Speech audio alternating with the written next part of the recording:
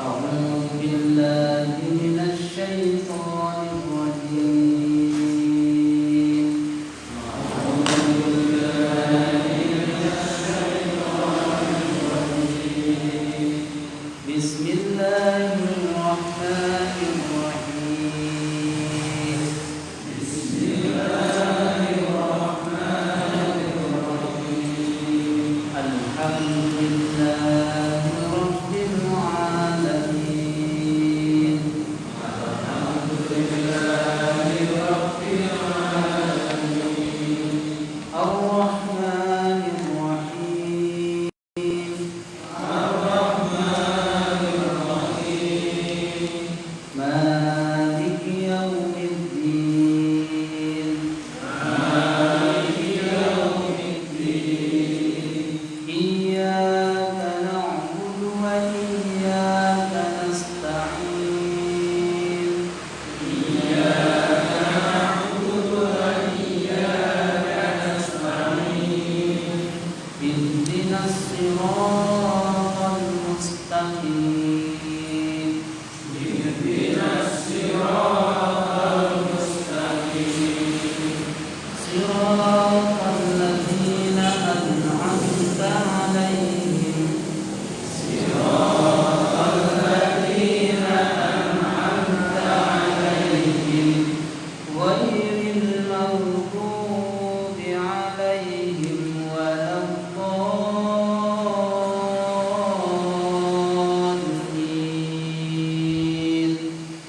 غير المغضوب عليهم ولا الضالين. لا إكراه في الدين. لا إكراه في الدين.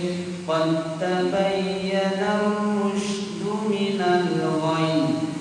قد تبين الرشد من الغي. فمن يكفر بالطاغوت ويؤمن بالله فقد استمسك بالعروة الوثقى لا انفصام لها.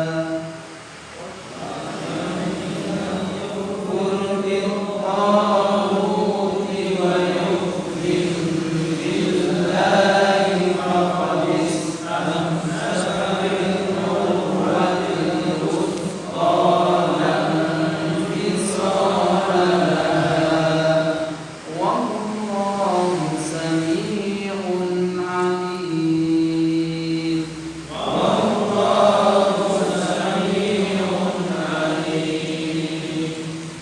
الله ولي الذين آمنوا يخرجهم من الظلمات إلى النور.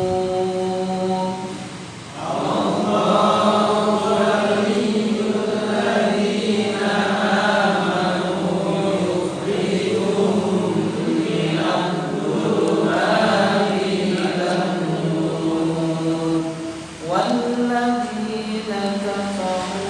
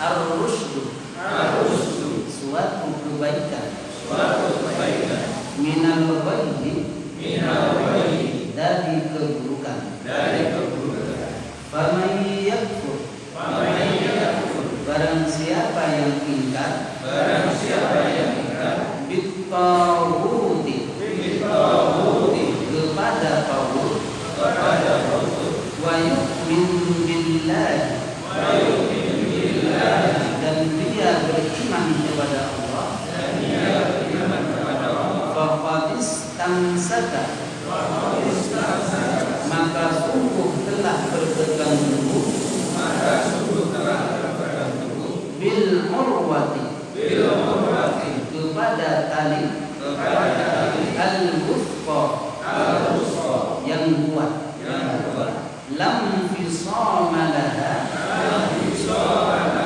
yang tidak akan putus. Wallahu, dan Allah sami'un, maha mendengar, alimun, lagi maha mengetahui. Allah wali pelindung, alladzina bagi orang-orang yang amanu beriman, yukhrijuhum dia mengeluarkan mereka minadh dhulumati dari kegelapan ilan nuri kepada cahaya. Walladzina dan orang-orang yang kafaru mereka kafir. Auliya'u pelindung-pelindung mereka. At-taghut adalah taghut. Yukhrijuhum mereka mengeluarkan mereka minan nuri dari cahaya ila dhulumati kepada kegelapan. Ulaika mereka itulah ashabun nari penghuni neraka. Hum mereka fiha di dalam neraka khaliduna kekal selama-lamanya. Alhamdulillahirabbil alamin. Wassalatu wassalamu ala asyrofil anbiya wal mursalin Muhammadin wa ala alihi wa sahbihi wa man sanna bi sunnatihi ila yaumil qiyamah. Amma ba'du, Bapak Ibu yang rahimahullah, pertama mengucapkan syukur kepada Allah Subhanahu wa taala, salawat salam kepada Nabi kita Muhammad sallallahu alaihi wasallam. Alhamdulillah sekarang kita sudah masuk kepada bulan Sya'ban. Berarti sebentar lagi kita akan masuk bulan Ramadan. Jadi suatu hari, jadi sebelum masuk ke tafsir, Nabi sallallahu alaihi wasallam ditanya oleh Usama bin Zaid. Usama bin Zaid itu adalah cucu angkat beliau. Usama bin Zaid. Usama bin Zaid. Zaid itu kan yang terkenal ada dua. Yang pertama Zaid bin Thabit adalah orang yang mengusung kodifikasi Al-Quran. Kemudian yang kedua Zaid bin Al-Harith atau Zaid bin Harithah. Zaid bin Harithah itu adalah pelayan Nabi sallallahu alaihi wasallam. Jadi anak angkat Nabi sallallahu alaihi wasallam adalah Zaid bin Harithah. Yang mana salah satu kisah yang terkenal di dalam Al-Quran tentang masalah Zaid bin Al-Harithah ini ketika nikah, ketika nikah dengan istrinya, kemudian istrinya itu gak mau sama Zaid, kemudian dicerai. Lalu setelah dicerai dinikah oleh Nabi Sallallahu Alaihi Wasallam. Dan ini menandakan bahwasanya anak angkat itu tidak mempunyai hak, tidak mempunyai hak waris dari orang tua angkat. Dan ini menjadi hukum. Itu orang masa wanita cewek ini nikahi, gitu kan? Ini sebenarnya bukan semata-mata karena menikahi, itu di situ ada hukum yang mana pada saat itu kalau anak angkat itu kemudian istrinya itu ada, kemudian dia sendiri artinya suaminya meninggal, lalu kemudian orang tua angkatnya itu boleh pada saat ini, maka oleh menguruskan itu datang nantilah yang menjadi. Itu. Maka di sini kemudian Nabi Sallallahu Alaihi Wasallam, maka dari situlah maka kemudian muncul bahwasanya anak angkat itu beda dengan anak biasa. Dia tidak mendapatkan hak waris, tetapi hanya mendapatkan hak wasiat wajibah. Wasiat Wasiat wajib itu adalah wasiat. Dan wasiat itu tidak seperti waris. Maksimalkan 1/3 dari harta itu wasiat. Maka dari itulah Usama bin Zaid itu cucu. Jadi dia seusia dengan Hasan dan Husain. Jadi sama. Ketika Nabi Shallallahu Alaihi Wasallam pergi kemana, itu yang tiga ini ikut, Hasan, Husain, kemudian Usama. Jadi sama-sama cucu, hanya dua itu cucu asli, yang satunya cucu diangkat. Itu namanya cak-cilik ya Nabi. Tapi setelah besar baru. Dan oleh sebab itu karena dekatnya dengan Nabi Shallallahu Alaihi Wasallam, satu hari beliau itu di bulan Sya'ban, beliau itu bertanya kepada Nabi Shallallahu Alaihi Wasallam. Kata beliau, wahai Nabi Muhammad, saya tidak pernah melihat engkau melakukan ibadah puasa banyak seperti pada bulan ini. Artinya pada bulan Sya'ban. Saya kalau mengetahui bulan Ramadan pernah 1 bulan, akan tetapi kalau puasa sunnah tidak dilihat kecuali pada bulan Sya'ban ini. Apa sih yang terjadi pada kita? Maka kata beliau apa? Sesungguhnya ini adalah bulan di mana bulan ini banyak dilupakan oleh orang. Sesungguhnya bulan ini adalah bulan yang banyak dilupakan oleh orang-orang, kebanyakan oleh orang, yang cenderungnya dia fokus kepada raja karena bulan haram, dan fokus juga kepada bulan Ramadan karena bulan suci. Sementara melupakan bulan Sya'ban. Padahal kita tidak Nabi. Sesungguhnya pada bulan ini amal kita ini semuanya diangkat ke langit, dibetulkan kepada Allah Subhanahu wa taala. Maka saya melakukan ibadah puasa banyak itu pengen ketika saya diangkat amalan saya ke langit itu dalam keadaan berpuasa.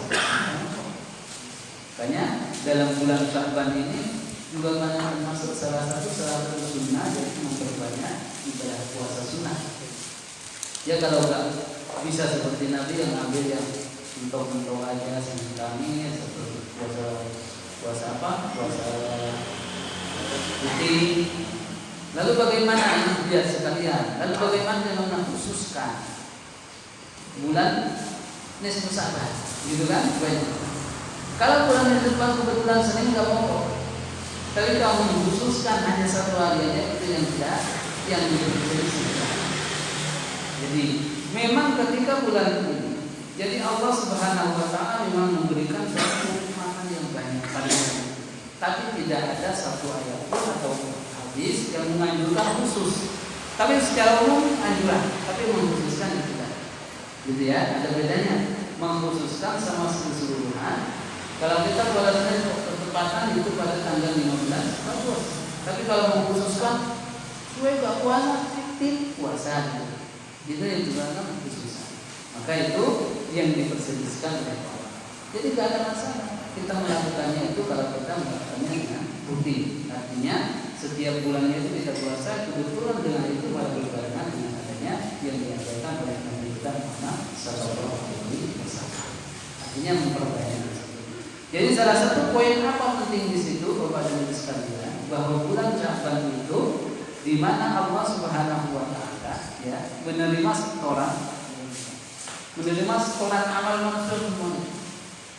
Ini apakah semua umat Islam dan semua orang kafir? Semuanya. Kalau kafir berarti abang gitu aja kan? Iya. Itu jadi tidak ada, semuanya disetorkan. Yang namanya manusia semuanya ya, yang baik dan buruk. Maka oleh sebab itu kita kalau mampu pada bulan-bulan ini persiapan puasa sunnah. Ya, puasa sunnah Senin Kamis. Siapa tahu gitu ya, itu untuk pertama untuk menyiapkan mental kita nanti bulan Ramadan tidak langsung sakit gitu. Kadang-kadang kalau kita langsung puasa Ramadan tetap gitu, sok-sok lupa sudah masalah, tapi kalau lupa karena kita kelamaan gak puasa itu kan beda lagi. Maka itulah yang kita. Jadi berbanyak itu sebagai tanda kita bersehat.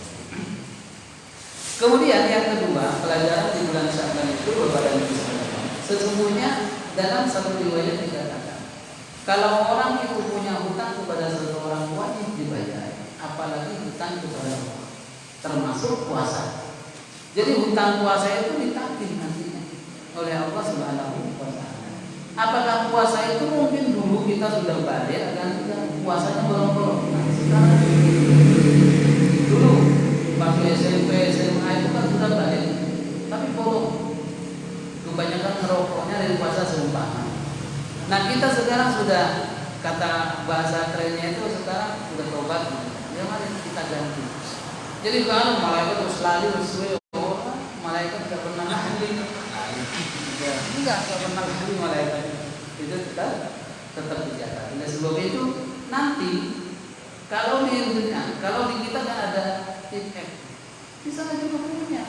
Oh ini udah puasa di sahur, itu enggak bakal malaikat lali. Ada malaikat lali itu enggak. Gitu ya. Maka oleh sebab itu anjuran kepada saya dan Bapak Ibu sekalian, mari kalau mungkin dulunya punya hutang puasa, mari disahur. Mari disahur sebelum kita masuk kepada bulan Ramadan berikutnya. Itu poinnya. Kemudian selanjutnya ada satu hadis yang kadang-kadang kalau kita cermati secara bahasa itu akan kita malas gitu. Dan ini Pak Kamil mengirim ke saya sebagaimana betulnya dan bagaimana tanggapan. Ya seolah-olah begitu.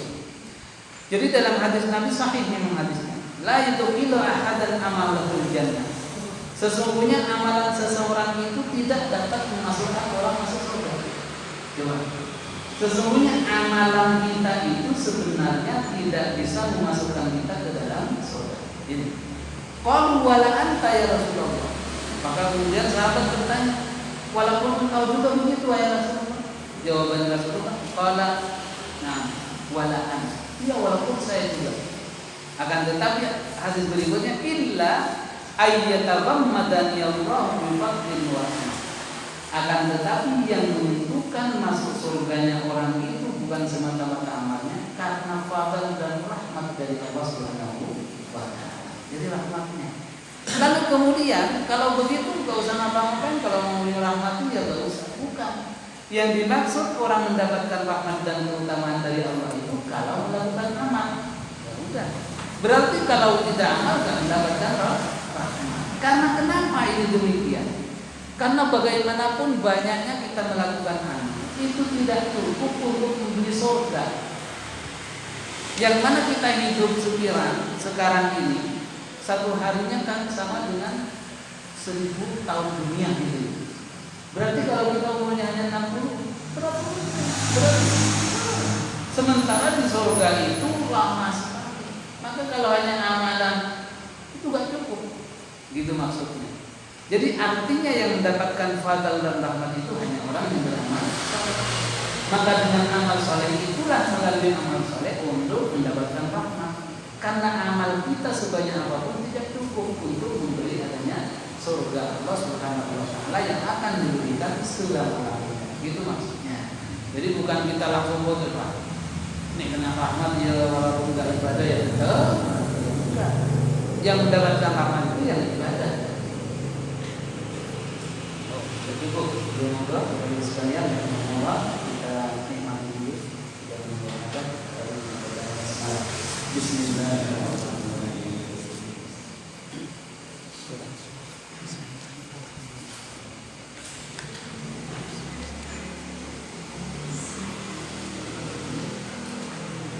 Alhamdulillah. Jadi kalau ya, seperti Pak Hakim itu kalau ada hadis atau ayat mungkin kita kok kayaknya ada kesenjangan di situ ya, maka bisa dicatat kemudian kita bahas belakangan ya. Coba Bapak Ibu menemukan di mana cara, kemudian nanti kita bahas sesuai dengan dalil-dalil yang ada. Jadi insyaallah kita akan menambah ilmu di situ. Ya Bapak dan Ibu sekalian, kemarin kita telah membahas namanya ayat kursi, ya, ayat kursi. Jadi ayat kursi itu adalah sebab turunnya bahwasanya orang itu bisa menuntut ilmu kepada siapapun kalau itu kebaikan. Sampai-sampai Abu Hurairah ngambil ilmunya dari setan. Ternyata setan mengajarkan kalau engkau akan selamat dari setan, artinya seolah-olah kalau engkau akan selamat dari aku, setan. Kemudian apa katanya? Ya Allah, ya bacalah ayat kursi.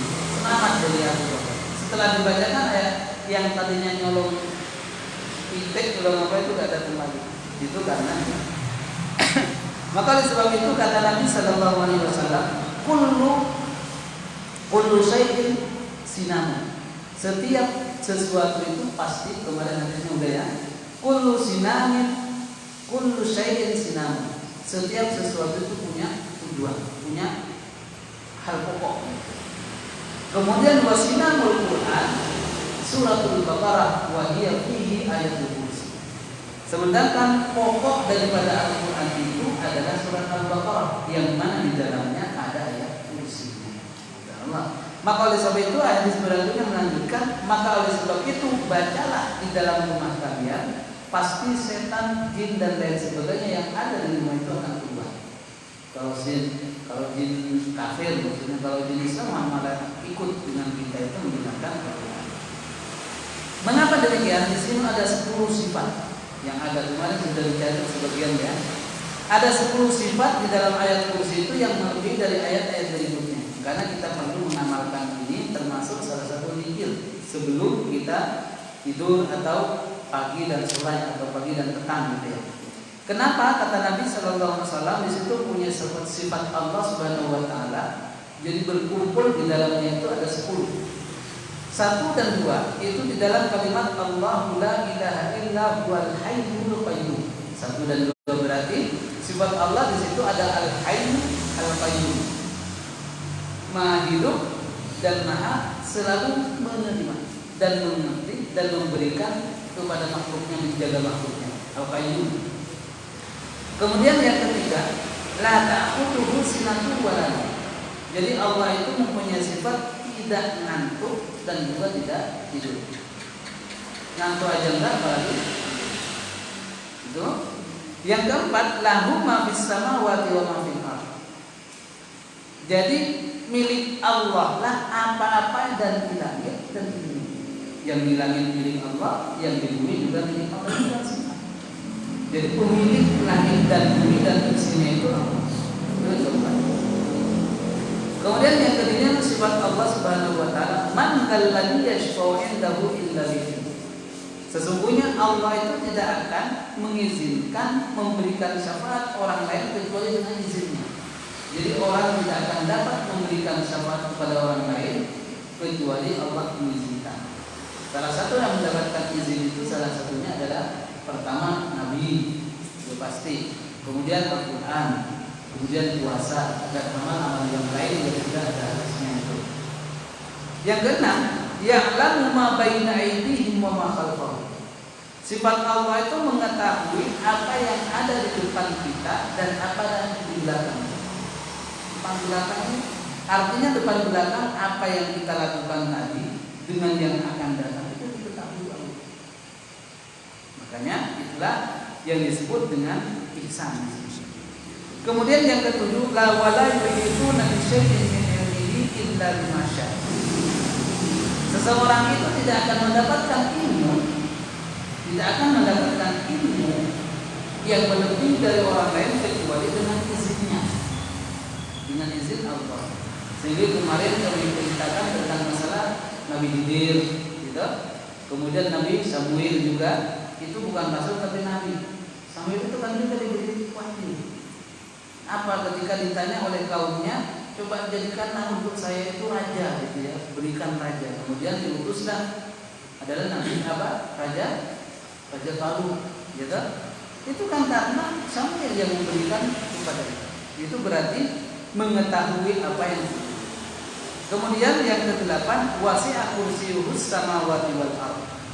Jadi luasnya kursi Allah itu melebihi dari luasnya langit dan bumi. Jadi kursi Allah itu, kekuasaan Allah atau ilmu Allah itu melebihi langit dan bumi. Jadi dimanapun juga tidak ada. Kemudian yang 9 dan 10, wala ya'udu hifdzuhuma wa huwal aliyyul azim. Jadi sesungguhnya Allah itu tidak merasa kesulitan. Tidak merasa kesulitan untuk menjaga langit dan bumi dan apa yang disebutnya. Jangan pikir, wah, kadang-kadang kan orang salah. Dia itu enggak benar godal tapi salah. Oh, Allah itu sibuk karena banyak urusan. Dia nggak bisa. Itu semuanya itu udah pakai satu kode, gitu. Apa di situ sifatnya? Wa huwal aliyyul azim, maha tinggi dan juga maha. 10 sifat yang itu ada sebenarnya di dalam ayat ini. Itu sebagai sebuah amalan yang mungkin bisa kita kita laksanakan dalam keseharian kita sembari kita meminta kepada Allah bahwa disitulah ada kemuliaan yang ada ketika kita membacanya. Itu. Selanjutnya kita baca ayat berikutnya. La ikraha fiddin. La itu bermakna tidak. Berarti la namanya la nafi. La ikraha fiddin, tidak ada paksaan untuk masuk ke dalam agama Allah. Jadi tidak ada paksaan untuk masuk ke dalam agama Allah atau agama Islam. Qad tabayyana rusydu minal ghayy. Sungguh telah jelas antara yang baik dengan yang tidak. Yang Islam itu baik, yang Islam tidak itu sudah jelas. Faman yakfur bil taghut, barang siapa yang ingkar kepada taghut, yang dimaksud dengan taghut itu sesuatu yang disembah selain Allah, namanya taghut. Jadi kalau kita semuanya ke pasar, dari sambil sibuknya kita di pasar, lalu kemudian kita melayani untuk salat, maka kita kelaksanaan di pasar itu namanya taghut. Gitu. Kemudian ketika kita melakukan sesuatu sehingga melalaikan kita untuk ibadah, maka itu disebut dengan taghut. Jadi taghut itu pendeknya sesuatu yang menyebabkan kita tidak bisa mendekatkan diri kepada Allah, itu namanya taghut. Model-model taghut itu banyak, seperti berhala itu namanya taghut. Jadi yang lain sebagainya itu namanya taghut. Jadi bukan hanya satu taghut, itu banyak jenis-jenis taghut itu. Semua yang melalaikan untuk ingat kepada Allah itu disebut semuanya taghut. Berarti barang siapa yang ingkar kepada taghut tadi semuanya itu, wa yu'min billah, lalu kemudian dia beriman kepada Allah, faqad istamsaka bil urwatil wuthqa, maka sungguh dia telah berpegang teguh ke dalam tali Allah yang kuat.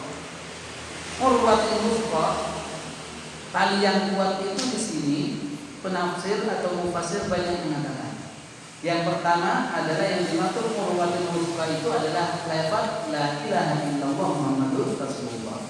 Jadi barang siapa yang ingkar kepada taghut kemudian beriman kepada Allah, maka sungguh dia berpegang teguh kepada la ilaha illallah Muhammadur Rasulullah. Itu. Kemudian urwatul wuthqa itu ada yang mengatakan juga Al-Qur'an. Berarti barang siapa yang ingkar kepada taghut dan beriman kepada Allah, maka dia itu sudah berpegang teguh kepada Al-Qur'an. Nah, kemudian ada juga urwatul wuthqa itu ada yang mengatakan, penafsirnya di sini, yang dimaksud dengan urwatul wuthqa itu adalah menjalankan perintah, menjauhi larangan.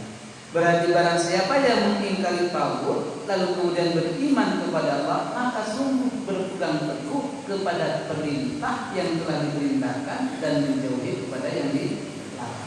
Semuanya dari semua tiga-tiganya itu benar, tidak ada yang bersangkutan. Al-Quran juga benar, la ilaha illallah juga benar, amar ma'ruf nahi munkar juga benar. Maka itulah tafsir budaya. Jadi tafsir itu gunanya untuk mengetahui apa yang terkandung di dalam.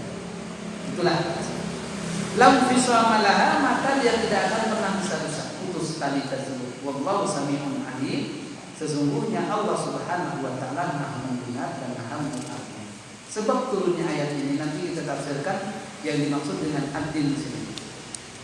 Sebab turunnya ayat ini itu diriwayatkan dalam hadis Nabi sallallahu alaihi wasallam dari hadis Ibnu Abbas. Bahwa ada seorang dari Bani Salim bin Auf yang namanya Husain. Husain ini punya anak, dua-duanya itu Nasrani. Awalnya Islam, lalu kemudian karena sering ada rahib itu menyambangi dia, lalu kemudian dua-duanya ikut kepada rahib tersebut, kemudian dia masuk Nasrani. Ya, Nasrani. Jadi Nasrani itu gak berguna setelah adanya Islam. Nah setelah ikut di share, udah. Lalu kemudian Husainnya berdatang kepada Nabi Sallallahu Alaihi Wasallam. Wahai Nabi, apakah bolehkah aku itu memaksa anakku itu untuk dia ikut Islam? Karena sekarang dia udah Nasrani dua-duanya. Maka kemudian Nabi tidak menjawab, tidak apa-apa. Lalu kemudian turun ayat La ikraha fid din qad tabayyana rusydu minal ghayy. Tidak ada paksaan untuk dia masuk Islam, karena sesungguhnya yang baik sudah jelas, yang jelek pun sudah jelas. Jadi ini yang perlu kita bedakan antara kita memanggil atau mengajak atau memaksa orang Islam untuk Islam atau berdakwah, beda. Kalau memaksa itu seperti kita todongan, seperti anak kepada orang tua kepada anak, itu kan dipaksa. Kalau nggak Islam tak itu kan berarti paksaan. Tetapi kalau kita memberikan pengertian kepada mereka, itu mengajak, bukan memaksa. Yang nggak boleh itu memaksa. Ini umum sih Pak. Jadi kalau kita seumpama ada orang, jadi kadang-kadang kalau di desa-desa itu dia itu tidak Islam bukan karena dia nggak mau agama, tapi memang nggak paham Islam. Sehingga dia adanya orang Nasrani yang dia berkristenisasi, dia diikuti karena dia mengenalkan. Maka kalau kita ada orang yang bertanya untuk mengenalkan, maka sampaikan. Itu bukan memaksa. Nyampaikan bahwa Islam ini bahwa nanti siapa tahu dengan perantara itu dia mendapatkan petunjuk. Tapi kalau memaksa inilah yang tidak diperbolehkan. Sehingga Nabi pun ketika pada saat beliau itu seolah-olah memaksakan diri untuk mengajak para pembesar Quraisy sampai lalai untuk tamu yang buta. Abdullah bin Umi Maktum itu kan kemudian turunlah ayat abasa wa tawalla an jauhil a'ma. Itu karena Nabi konsen kepada pembesar yang mana pembesar itu belum tentu dia akan masuk Islam. Karena usul akidah itu urusan dia masuk Islam itu urusan Allah. Hanya menyampaikan itu. Maka beda antara kita menyeru dengan memaksa itu beda. Kemudian yang kedua, yang sering kita pahami sebuah dalil la ikraha fid din itu adalah ketika kita mengajak orang Islam untuk salat atau untuk puasa. Dia Islam. Ayo kita salat atau puasa. Dalilnya la ikraha fid din. Tidak ada paksaan dalam agama ini. Jadi bukan. Yang dimaksud dengan tidak ada paksaan itu kalau dia bukan Islam. Kalau dia mau diajak salat dan diajak puasa, kafir pula. Itu maksudnya. Kalau sudah Islam, konsekuensinya harus puasa dan harus salat. Itu bukan paksaan, namanya bukan paksaan untuk agama karena dia sudah memang Islam.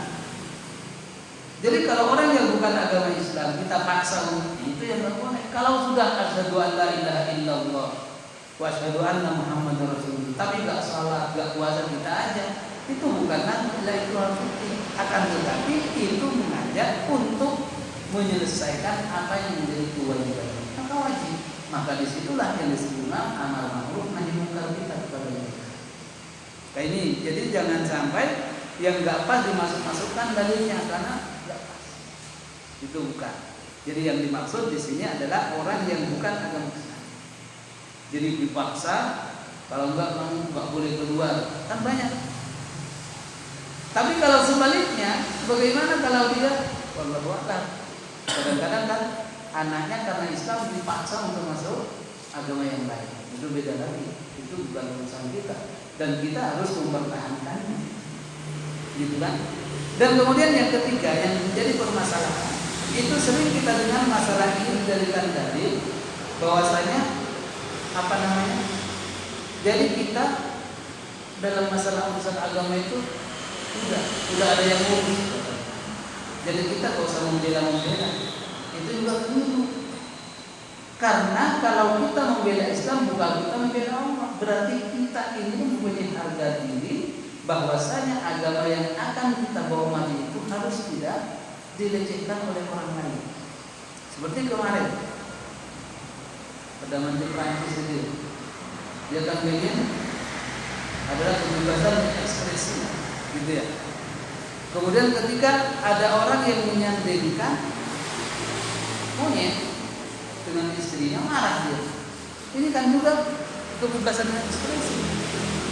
Berarti kalau monyet dengan istrinya bukan kebebasan, tapi kalau Nabi malah dibilang kebebasan.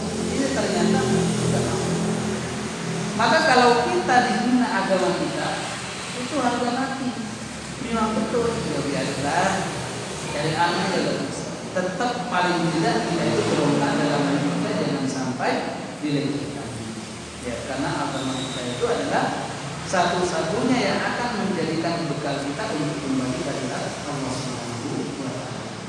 Maka Islam itu memang tidak, Nabi ketika berperang tidak pernah membunuh karena orang itu dia tidak masuk Islam, bukan. Tetapi membunuhnya itu orang Islam karena dia mengajak untuk berperang. Itu kan. Jadi Islam itu berkembang bukan karena pedang. Tetapi kalau dilecehkan maka harus berperang.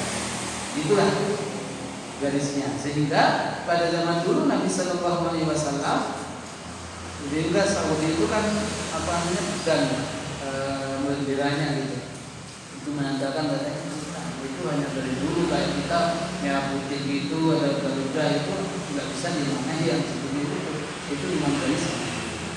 Maka itulah tidak boleh kita mengambil ayat ini menjadi dalil untuk melecehkan agama Islam, dan tidak boleh juga kita sebagai Muslim untuk menjaga diri kita tidak melakukan kewajiban akan tetapi diberikan tidak ada paksaan. Jadi tidak boleh dimaksudkan di sini tidak ada paksaan untuk salat, tidak ada paksaan untuk puasa, tidak bisa. Yang itu artinya orang yang bukan beragama Islam kemudian jadi itu yang dimaksud dalil daripada la ikraha fid din qad tabayyana rusdu minal ghayy.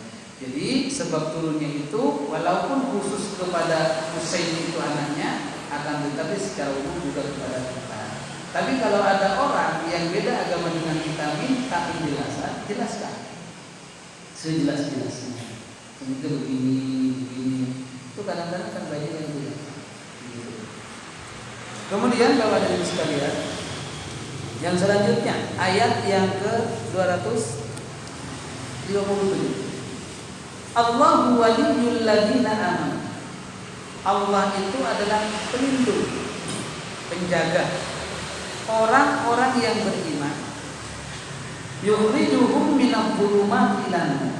Yang mana Allah Subhanahu wa taala lah yang mengeluarkan orang yang beriman itu dari kezaliman, dari kemusyrikan sampai kepada cahaya. Cahaya itu mana? Jadi Allah wali itu adalah pelindung. Sehingga disebut dengan wali santri. Sebut orang tua itu disebut dengan wali karena dia melindungi anak. Makanya kalau sudah orang tua sudah tidak melindungi anak, bukan lagi namanya wali. Seperti contoh kasus-kasus sekarang ini, maaf. Ini kita baca di seluruh media dan lain sebagainya itu banyak.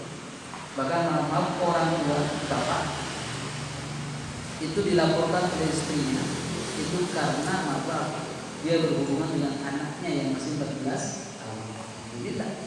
Padahal seharusnya anak itu dilindungi, tapi malah dilakukan. Jadi kalau sudah di rumah kita itu tidak ada perlindungan dari orang tua, kemana lagi kita akan minta perlindungan? Jadi negara, polisi, tentara dan lain sebagainya itu pelindung yang hanya di luar. Sementara yang internet itu adalah keluarga, itu yang harus dijaga. Alhamdulillah. Dan ini ternyata kalau kita banyak baca, itu banyak terjadi seperti itu. Kelalaian, perlindungan yang seperti itu. Ada yang dianiaya dan lain sebagainya. Bahkan maaf, ada yang masih kecil, itu di video sampai dianiaya sama bapaknya. Bapak pikir, itu kan? Jadi sampai menjerit-jerit anaknya digantung gitu, tapi itu tidak. Akhirnya dilaporkan polisi, masuk penjara juga. Itu kan sudah keluar dari kudrat kemanusiaan. Sampai anaknya yang seharusnya itu dilindungi tetapi tidak mau. Maka kata-kata wali di sini melindungi, menjaga dan semua yang berkaitan dengan perlindungan itu disebut dengan wali. Maka Allah waliyul ladzina amanu yukhrijuhum minadh dhulumati ilan nur. Sesungguhnya Allah Subhanahu wa taala yang melindungi, menjadi penjagaan kepada orang-orang yang beriman, yang mana Allah pula yang mengeluarkan dia dari kemusyrikan kepada cahaya iman. Itu hanya Allah. Yaitu ada kaitannya dengan la ikraha fiddin. Karena sesungguhnya yang dimaksud dengan zulma itu adalah kegelapan yang paling gelap itu adalah kemusyrikan dan lain sebagainya. Sementara an-nur itu adalah keimanan dan keislaman.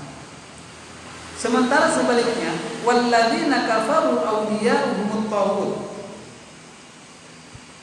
Dan sebaliknya, orang-orang yang kafir, awliya'uhum, pelindung-pelindung mereka at-taghut adalah taghut. Nah, berarti taghut yang tadi.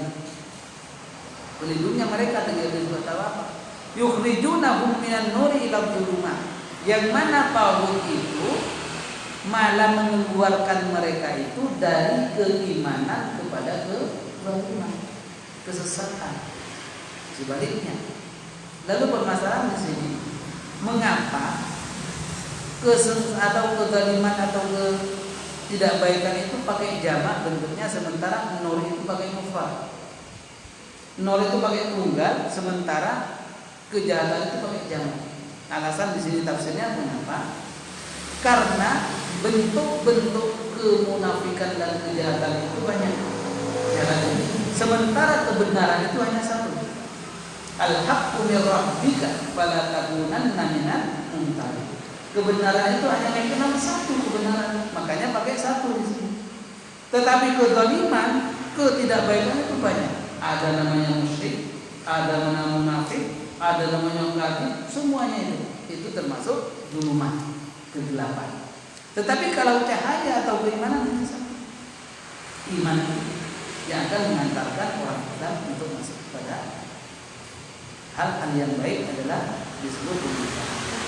Maka perumpamaan cahaya dengan kegelapan ini adalah perumpamaan yang terus diberikan oleh Allah Subhanahu wa taala. Jadi an-nur itu adalah orang yang beriman dan bertakwa otomatis. Sementara zulumat itu adalah semua jenis kejahatan yang dilakukan. Dan itu disebabkan karena adanya taghut. Ya, taghut. Taghut itu bentuknya banyak sekali. Maka oleh Allah Subhanahu wa taala dikatakan ulaika ashabun nar hum fiha khalidun. Maka mereka itu ya, mereka itu yang dimaksud mereka itu adalah siapa? Adalah mereka at-taghut tadi, yang kafir. Mereka itu adalah penghuni neraka dan mereka kekal di dalamnya selama-lamanya. Lalu kemudian di sini disebutkan, lalu mengapa? Kalau di sini kan redaksi ayatnya Allah waliyul ladzina amanu.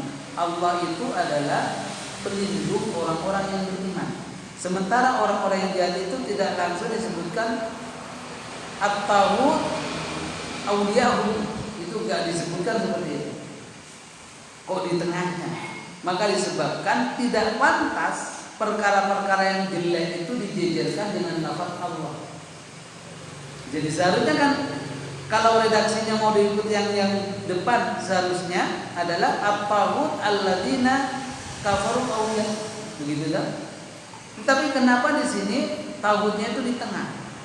Karena lafaz jalalah atau lafaz Allah itu disandingkan dengan kejahatan itu tidak pas. Maka itulah redaksinya walladzina kafaru awliya'uhum taghut. Sedangkan orang-orang yang kafir yang melindungi mereka adalah taghut. Kalau yang pertama kan sesungguhnya Allah yang melindungi orang yang beriman. Gitu. Tetapi kalau yang dilihat itu orang-orang yang kafir itu pelindung mereka adalah taghut. Gitu. Itu kalau dia tepat itu tidak pas karena dia redaksinya kejahatan itu tidak pas untuk dijejerkan dengan Allah Subhanahu wa taala yang Maha Mulia. Maka ditutup ayat ini hum fiha khalidun. Sesungguhnya mereka orang-orang yang kafir itu adalah mereka kekal di dalamnya selama-lamanya. Maka ini Bapak dan Ibu sekalian yang yang intinya mengajak kepada kita bahwa la ikraha fiddin itu ada batas-batas tertentu, bukan semuanya bisa melakukan. Ya. Jadi bukan untuk orang Islam yang sudah beragama Islam kemudian dipaksa diajak untuk melakukan kebaikan, bukan. Tetapi dia orang bukan Islam. Dia itu memang tertarik kepada Islam. Nah kebetulan kok saya mau jodoh ini tapi kenapa kamu Islam? Karena calon itu Muslim. Jadi biar lolos saja di KUA, nanti balik mana ya? Itulah. Gitu ya. Itulah yang membuat. Jadi kan kalau nikah beda kan nggak bisa. Kecuali dia caranya ada cara keluar negeri kemudian nikah di sana atau dia menjatuhkan salah satu kepada agama lain. Islam dulu kan atau gereja dulu. Tapi kalau beda saya tidak. Itu yang dapat kita sampaikan pada malam hari ini. Mudah-mudahan bermanfaat dan mudah-mudahan kita semuanya diberikan kesehatan dan keberuntungan. Amin ya rabbal alamin. Mari kita akhiri kita tutup dengan salam doa kepada penulis. Subhanallahumma wa bihamdika asyhadu an la ilaha illa anta astaghfiruka wa atubu ilaik. Assalamualaikum warahmatullahi wabarakatuh.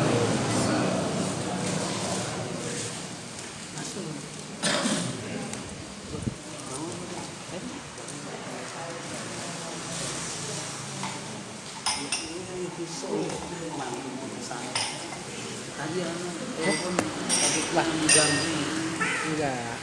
Tadi itu tak tinggal